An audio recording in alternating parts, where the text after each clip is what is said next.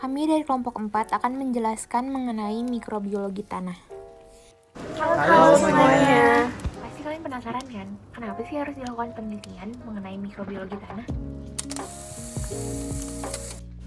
Di zaman yang modern ini, banyak sekali penemuan yang berguna dalam bidang rekayasa pertanian. Salah satunya pemanfaatan mikroorganisme.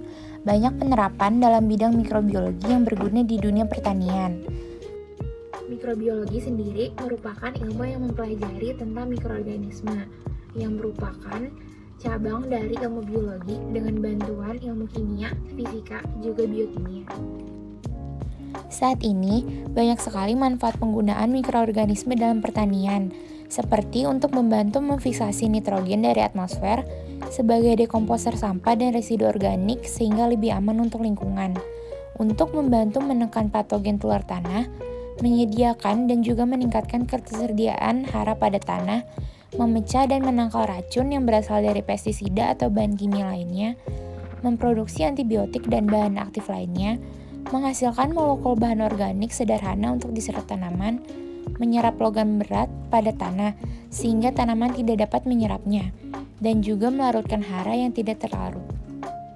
Hipotesis pada percobaan kali ini yang pertama, mikroba dari sampel tanah mampu menghidrolisis FDA. Yang kedua, bakteri, jamur, dan actinomycet pada sampel tanah uji memiliki jumlah yang berbeda-beda. Yang ketiga, indeks solubilisasi mikroba lebih besar daripada indeks solubilisasi bakteri. Kemudian yang keempat, diperoleh koloni tunggal bakteri dari hasil isolasi bakteri pemfiksasi nitrogen. Sedangkan yang kelima, keenam, dan ketujuh, mikroba pada sampel tanah uji memiliki kemampuan untuk melakukan amonifikasi, nitrifikasi, dan denitrifikasi. Selanjutnya saya akan menjelaskan tentang cara kerja. Yang pertama adalah pengukuran aktivitas mikroba tanah dengan metode hidrolisis FDA. Yang pertama, dimasukkan 1 gram sampel tanah dalam 50 ml PB steril, kemudian ditambahkan 0,5 mm FDA, lalu divortex agar larutan tercampur rata dan ditutup dengan aluminium foil. Selanjutnya diinkubasi mikroba selama 20 menit di dalam water bath dengan suhu 32 derajat Celcius. Setelah 20 menit ditambahkan aseton sebanyak 2 ml untuk menghentikan reaksi yang terjadi. Selanjutnya disaring hasil reaksi menggunakan kertas saring Wetman ke dalam labu Erlenmeyer. Dimasukkan filtrasi saringan ke dalam kuvet dan diukur absorbannya pada panjang gelombang 490 nanometer menggunakan belangko yang dibuat. Diukur konsentrasi fluoresen dan yang dihasilkan dari reaksi enzimatik dengan persamaan berikut. Selanjutnya adalah enumerasi mikroorganisme tanah. Pertama disiapkan oleh kerja yang aseptik, lalu dibeli label pada plat Na, Ga, dan PDA yang steril. Kemudian ditimbang sampel tanah subur dan tanah tandus masing-masing 1 gram. Dimasukkan sampel tanah ke dalam 9 ml NaCl steril, kemudian dilakukan serial dilution pada sampel tanah hingga pengenceran 10/7. Dilakukan metode isolasi sebar dengan memindahkan 0,1 ml dari pengenceran terakhir pada medium Na, Ga, dan PDA. Diinkubasi semua plat agar pada suhu ruang. Dilakukan perhitungan angka lamping total pada 2 hari, 5 hari, dan 7 hari. Selanjutnya adalah nitrifikasi. Yang pertama pada hari praktikum disiapkan area kerja yang aseptik, kemudian diberi tanda tabung yang berisi kaldu aluminium dan kaldu nitrit. Selanjutnya disiapkan 1 tabung kaldu aluminium dan kaldu nitrit sebagai kontrol. Diinokulasikan tabung tersebut dengan isolasi bakteri uji dengan sampel tanah sesuai dengan kode label. Dicampurkan kemudian divortex agar tercampur merata. Diinkubasi selama 7 hari pada suhu ruang. Kemudian terakhir diamati amonia yang terbentuk pada hari ke-7. Pada hari ke-7 dilakukan uji amonia dengan menggunakan reagen Neisler. Pada percobaan sebelumnya adanya warna kuning menandakan masih terdapatnya amonia, sedangkan tidak ada perubahan warna menandakan amonia telah berubah menjadi nitrit atau nitrat. Dicampurkan 3 tetes reagen Tromsdorf dengan 1 tetes asam sulfat pada plat tetes untuk setiap tabung yang akan diuji.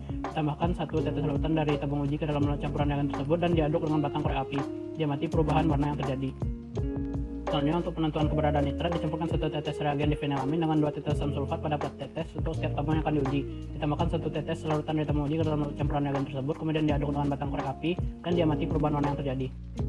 Selanjutnya adalah amonifikasi. Yang pertama lalu disiapkan area kerja yang aseptik, kemudian diberi tanda tabung yang berisi kaldu pepton dengan kode bakteri dan sampel tanah yang tadi diuji. Disiapkan 1 tabung kaldu pepton sebagai kontrol, kemudian diinokulasikan tabung tersebut dengan isolat bakteri uji dan sampel tanah 0,1 gram sesuai dengan kode label. Divortex campuran agar tercampur merata, kemudian inkubasi selama 7 hari pada suhu ruang. Diamati amonia yang terbentuk pada 2, 5, dan 7 hari. Ditambahkan 1 tetes reagen Neisler pada plat tetes untuk setiap tabung yang diuji. Diinokulasikan 1 OC dari tabung inkubasi secara aseptik dan diaduk hingga terjadi perubahan warna. Kemudian dilakukan pencatatan pada hasil. Selanjutnya, siklus nitrogen denitrifikasi. Pertama disiapkan area kerja aseptik, kemudian diberi tanda tabung kaldu nitrat berisi tabung durham dengan kode bakteri dan sampel tanah yang hendak diuji, serta disiapkan 1 tabung kaldu nitrat berisi tabung durham sebagai kontrol. Kedua, diinokulasikan tabung tersebut dengan isolat bakteri uji dan sampel tanah 0,1 gram sesuai dengan kode label yang dibuat secara aseptik. Lalu diinkubasi selama 14 hari pada suhu ruang. Ketiga, diamati pembentukan gas di dalam tabung durham pada hari ke-7 dan hari ke-14. Kemudian dicatat dan dilaporkan. Selanjutnya, isolasi bakteri pemfiksasi nitrogen. Pertama, disiapkan area kerja aseptik, kemudian dimasukkan sampel tanah ke dalam kaldu manitol bebas N. Lalu diinkubasi pada suhu ruang selama 1 minggu, lalu diamati ada tidaknya lapisan tipis pada permukaan medium. Jangan digoyangkan labo Erlenmeyer untuk mencegah kerusakan pada lapisan tipis tersebut. Ketiga, diambil 1 oz dari lapisan tipis tersebut dan dipindahkan pada plat agar manitol bebas N dengan metode gores. Lalu diinkubasi agar manitol bebas N ini selama 1 minggu. Setelah 1 minggu, dipilih 2-3 koloni bakteri yang tumbuh pada agar manitol bebas N. Dicatat morfologi koloni yang tumbuh pada plat agar tersebut. Terakhir, dilakukan pewarnaan gram dan pengamatan mikroskopis pada koloni bakteri tersebut. Terakhir, uji mikroorganisme pensolubilisasi fosforus. Pertama, disiapkan area kerja aseptik, lalu dibagi plat agar Pikovskaya menjadi 2 bagian. Kedua, diambil 2 oz kultur ataupun sampel tanah yang sudah dilarutkan dalam NaCl, kemudian digoreskan secara lurus pada plat agar Pikovskaya. Terakhir, diinkubasi pada suhu ruang selama 5 hari. Ke hasil pengamatan.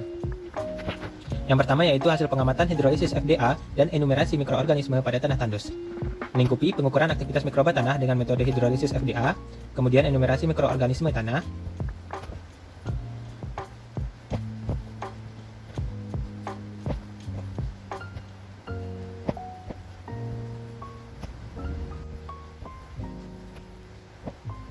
kemudian hasil pengamatan tanah persawahan, siklus nitrogen dan fosfor melingkupi amonifikasi, nitrifikasi, denitrifikasi, isolasi bakteri pemfiksasi nitrogen, solubilisasi fosfat. Kemudian dilanjutkan dengan pengamatan aktivitas enzimatik mikroba sampel tanah kompilasi angkatan. Lalu data pengujian amonifikasi kompilasi angkatan. Kemudian data pengujian nitrifikasi kompilasi angkatan. Lalu data pengujian denitrifikasi kompilasi angkatan. Kemudian data pengujian bakteri pemfiksasi nitrogen kompilasi angkatan. Lalu uji mikroorganisme konsolidilisasi fosforus kompilasi angkatan. Dan terakhir pengamatan enumerasi mikroorganisme tanah kompilasi angkatan. Demikianlah hasil pengamatan pada modul kali ini. Percobaan kali ini dilakukan untuk mengetahui aktivitas mikroba di dalam tanah. Mikroorganisme tanah berperan sebagai penyedia unsur hara yang bermanfaat bagi tumbuhan, perombak bahan organik, mempengaruhi sifat fisik dan kimia tanah, serta menjadi pengendali hama dan penyakit tumbuhan. Keberadaan mikroorganisme dalam tanah dapat mempengaruhi kondisi lingkungan. Tanah yang digunakan untuk lahan pertanian harus memiliki kondisi lingkungan yang baik agar keadaan mikroorganisme terjaga. Keadaan mikroorganisme yang terjaga akan membuat tanaman budidaya dalam pertanian mendapatkan unsur hara yang cukup, sehingga dengan mengetahui aktivitas mikroorganisme dalam tanah dapat diketahui pula tingkat kesuburan tanah yang diamati. Tanah yang subur merupakan media yang ideal untuk pertumbuhan mikroba, sehingga tanah yang subur memiliki nilai C yang tinggi. Pada tanah yang subur, aktivitas mikroba akan berjalan baik. Hal ini menyebabkan mikroba dapat melakukan proses rekomposisi sehingga terbentuk senyawa-senyawa organik sederhana. Berdasarkan percobaan didapatkan data sebagai berikut. Konsentrasi fluorescen tertinggi didapatkan pada tanah subur, kemudian sawah, setelah itu tanah tandus, dan terakhir tanah plus kompos. Pengujian FDA dilakukan dengan prinsip kemampuan FDA untuk perikatan dengan enzim intraseluler dan beberapa enzim ekstraseluler seperti protease, lipase, dan esterase untuk menghasilkan fluoresensi yang dapat dibaca OD-nya. Semakin banyak jumlah FDA yang terhidrolisis, semakin banyak jumlah sel yang terkandung dalam kultur. Larutan PBS berfungsi untuk mengatur pH. Actinomycete merupakan organisme yang memiliki ciri seperti bakteri dan jamur yang merupakan peralihan di antara keduanya. Actinomycete memiliki proporsi terbanyak pada tanah jika dibandingkan dengan bakteri dan jamur. Untuk mengetahui kelimpahan mikroorganisme tanah dapat dilakukan dengan metode pendekatan enumerasi dan isolasi total genom mikroorganisme tanah. Berdasarkan percobaan didapatkan hasil sebagai berikut. Suhu, ketersediaan air, vegetasi, dan kondisi ekologi mempengaruhi jenis dan kelimpahan mikroorganisme dalam tanah. Dari fiksasi nitrogen dapat bermanfaat untuk mengurangi kebutuhan pupuk sintesis N. Mikroba pelarut fosfat berperan dalam efisiensi pemupukan P. Mikoriza membantu akar tanaman dalam menyerap P. Rizobacter, penghasil zat pemacu tumbuh, akan memproduksi fitohormon sehingga dapat meningkatkan pertumbuhan tanaman. Mikroba dekomposer akan merubah senyawa anorganik menjadi senyawa organik. Kemudian pembahasan hasil enumerasi. Jadi aktinomiset melimpah pada tanah plus kompos, disusul tanah tandus, tanah persawahan, dan tanah subur. Tanah subur memiliki aktinomiset yang rendah dan jamur yang rendah, sedangkan bakterinya melimpah. Hal ini disebabkan karena pada tanah subur terdiri atas bakteri yang dapat membantu siklus alami dekomposisi, sehingga jamur dan aktinomisetnya sedikit. Pada tanah persawahan memiliki bakteri yang melimpah dan aktinomiset yang cukup melimpah, sedangkan jamurnya sedikit. Kemudian pada tanah tandus dan tanah plus kompos memiliki aktinomiset yang melimpah dengan bakteri dan jamur yang sedikit. Hal ini disebabkan karena aktinomites dapat tumbuh pada kondisi lingkungan ekstrim dan pertumbuhan aktinomites dapat menghambat pertumbuhan bakteri dan jamur. Menurut Nurkanto 2008. Selanjutnya yaitu proses amonifikasi. Proses amonifikasi sendiri adalah proses pembentukan amonium oleh bakteri. Jadi prinsip amonifikasi terjadi reaksi penguraian protein dari anorganik oleh bakteri. Kemudian mikroba yang berperan dalam proses amonifikasi adalah bakteri dan jamur. Amonia terlarut dalam air akan membentuk amonium, kemudian amonium tersebut digunakan dalam sintesis asam amino oleh bakteri. Itu menurut Tarore DKK 2016. Kemudian berdasarkan hasil pengamatan, pada tanah subur amonia yang dihasilkan meningkat semakin meningkatnya hari, sehingga pada pengamatan hari ke-7 menghasilkan banyak amonia. Sedangkan pada tanah tandus, tanah persawahan, tanah plus kompos, dan Pseudomonas aeruginosa tidak mengalami peningkatan, sehingga amonia yang dihasilkan tetap sedikit. Hal ini terjadi karena pada tanah subur mengandung banyak unsur hara dan nitrogen sehingga menghasilkan banyak amonia. Itu menurut Riwandi dan kawan-kawan 2017. Kemudian selanjutnya yaitu proses nitrifikasi. Proses nitrifikasi sendiri adalah proses terjadinya transformasi amonium menjadi nitrit dan kemudian nitrit akan menjadi nitrat. Nah, proses nitrifikasi ini berlangsung dalam suasana aerobi. Kemudian bakteri yang berperan dalam proses nitrifikasi adalah bakteri autotrop yang memerlukan karbon anorganik. Pembentukan nitrit akan dilakukan oleh Nitrosomonas sp dan pembentukan nitratnya dapat dilakukan oleh Nitrotobacter sp. Kemudian berdasarkan hasil pengamatan didapat bahwa reaksi nitrifikasi tanah subur menghasilkan amonia pada medium kaldu amonia, sedangkan pada medium kaldu nitrit dihasilkan amonia dan nitrit. Kemudian pada uji nitrifikasi tanah tandus menghasilkan amonia pada medium kaldu amonia, sedangkan pada medium kaldu nitrit dihasilkan amonia nitrat dan nitrit. Pada reaksi nitrifikasi tanah persawahan menghasilkan amonia pada medium kaldu amonia, sedangkan pada medium kaldu nitrit dihasilkan nitrat. Kemudian pada uji nitrifikasi tanah plus kompos menghasilkan amonia dan nitrit pada medium kaldu amonia, sedangkan pada medium kaldu nitrit dihasilkan amonia nitrat dan nitrit. Denitrifikasi merupakan proses utama pendegradasi senyawa nitrogen dalam kondisi tidak ada oksigen atau anaerob, sehingga bakteri denitrifikasi mampu memanfaatkan nitrat sebagai penerima elektron terakhir untuk memperoleh energi. Enzim yang bekerja yaitu NAP, NAR, NIRS, NIRK, NOR, dan NOS. Berdasarkan hasil pengamatan, tanah yang ditambahkan dengan kompos dan tanah pesawahan menghasilkan gas paling banyak. Hal ini berkaitan dengan pertanian organik dapat berpengaruh nyata terhadap populasi bakteri denitrifikasi. Fiksasi nitrogen merupakan pengikatan gas nitrogen dan mikroba yang kemudian direduksi menjadi amonia dan nitrogen organik. Proses fiksasi dibantu oleh enzim nitrogenase.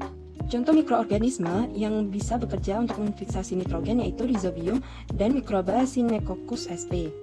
Berdasarkan hasil pengamatan, seluruh sampel memiliki lapisan tipis. Hal ini menandakan bahwa lapisan tipis pada permukaan media kultur menunjukkan kondisi yang baik untuk aktivitas enzim nitrogenase. Sehingga proses fiksasi nitrogen terjadi pada setiap sampel.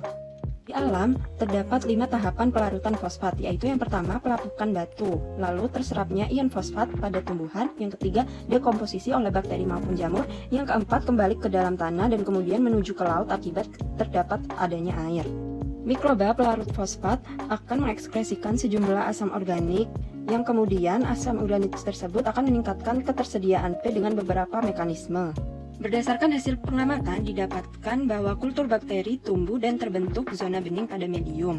Terbentuknya zona bening ini menunjukkan bahwa bakteri dapat melarutkan fosfat menggunakan enzim fosfatase. Kesimpulan yang pertama diperoleh rata-rata fluorens, kemudian kesimpulan yang kedua diperoleh kelimpahan aktinomiset, bakteri dan jamur. Pada kesimpulan yang ketiga diperoleh indeks solubilisasi fosfat. Pada kesimpulan yang keempat mengenai kemampuan melakukan fiksasi nitrogen diperoleh seluruh sampel tanah menghasilkan lapisan tipis berwarna putih yang menunjukkan adanya mikroorganisme pemfiksasi nitrogen pada sampel tanah yang diuji.